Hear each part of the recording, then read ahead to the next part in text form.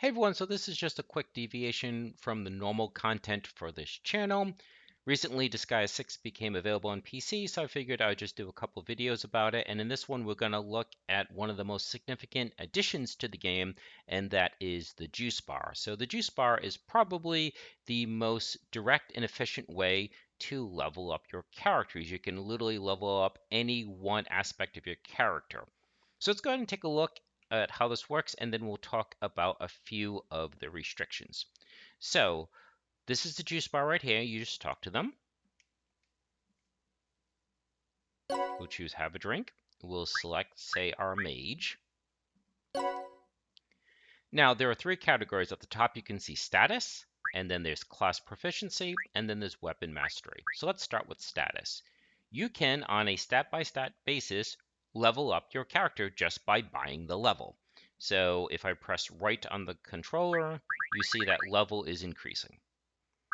I can increase mana, so mana is used for a few things such as leveling up skills, increasing the range of a skill. It also is used for the dock assembly, and it's also used if you're making a new character. The more mana you have, the more powerful the character can be. So say I want to increase HP. Again, I could just purchase some HP. SP, you will never ever run out of SP in this game. I'll make a separate video about that. I don't know what they were thinking, but SP is completely and utterly irrelevant in this game. You will never run out of SP no matter how many times you use skills. That's a separate issue. But yeah, you'll never need to level up SP.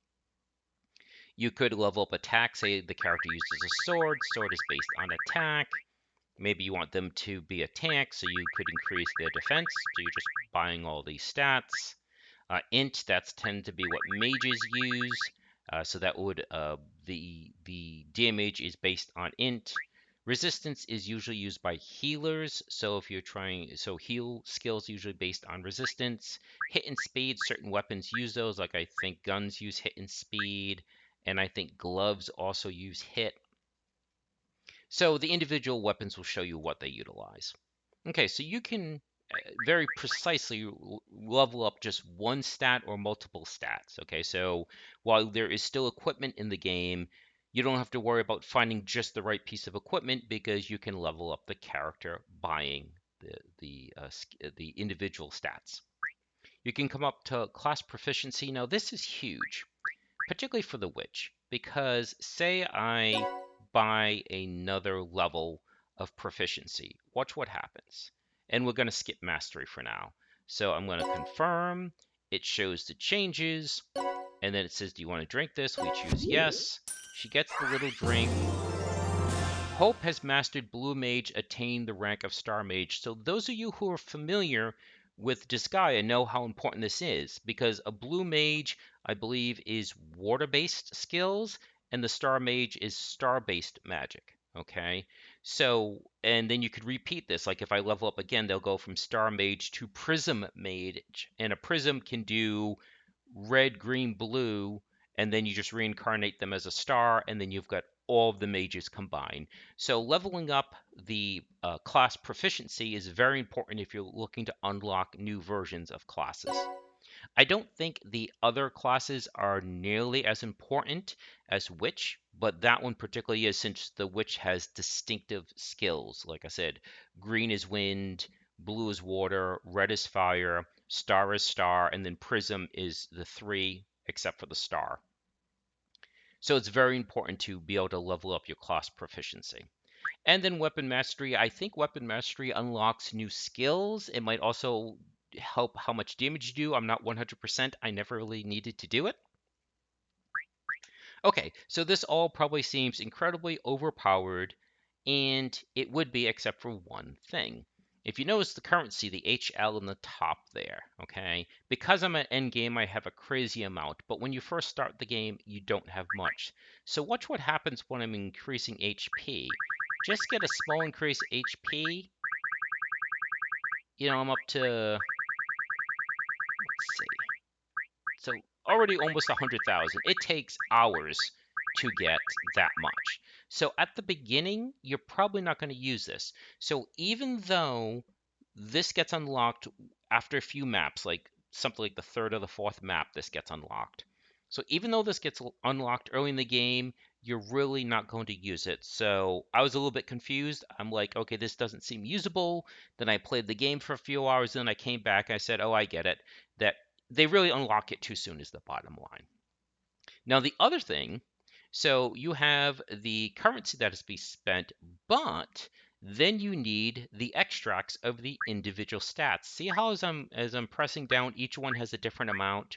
So there's things that you do in game that get you an extract. So that's one of the limiting factors, that not only do you need enough currency, you also need a specific extract. And there are quests, not quests, I don't think it's Quest can get you HL, but I believe it's the demerits, which we'll get to in just a second, that really can give you a lot of extracts. So that's the limiting factor. So at the beginning of the game, you're not going to have much extracts and you're not going to have much currency. So even though this unlocks, you're not going to use it. So that's the only thing that keeps this from being game breaking. That even though it unlocks early in the game, you're really not going to use it.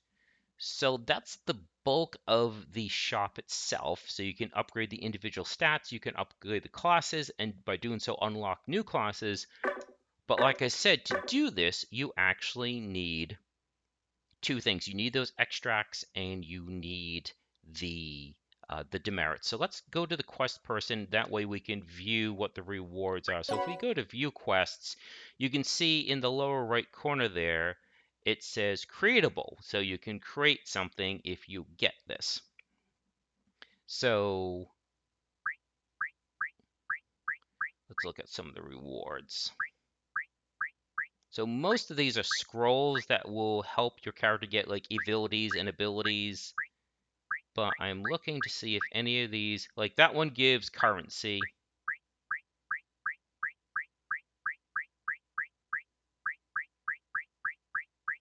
Okay, so that one gives you XP extract. See how it shows you the little potion and then XP, so you can get 50,000 XP extract. And that one actually I could hand in if I wanted to. That one gives you 25,000 mana extract. That one gives you 10,000 XP. So, and that one's all. Okay, so there's a good example. All extracts are increased by 5,000. Okay. So again, the quests give you HL, it can give you extracts, but there's some big extracts to be had through demerits. You access demerits by going into the individual character, and then you select a character. We go to status, and then there's even an exclamation point where it says demerits. So if we use the right pad, you can see the ones that I've claimed, and at the bottom you can see what it gives you. So that gives you karma. That's for an entirely different video. Karma, abilities, karma, karma. That one I could actually claim. Let's see, but I'm pretty sure. So that's karma. That one gives you a feather token. I think some of these give you extracts as well. So those give you karma. Yeah, here we go. So 1,000 of each extract, 5,000 of each extract. This is probably an even bigger number. So how many? Well, so that's based on enemies. I'm pretty sure there's other ones. That's XP gain. Let's see what these give you. XP bonuses. That one also gives you karma. So that gives you, oh, that one gives you extract. So I think you get the point. So that there's multiple ways to get extract, multiple ways to get currency.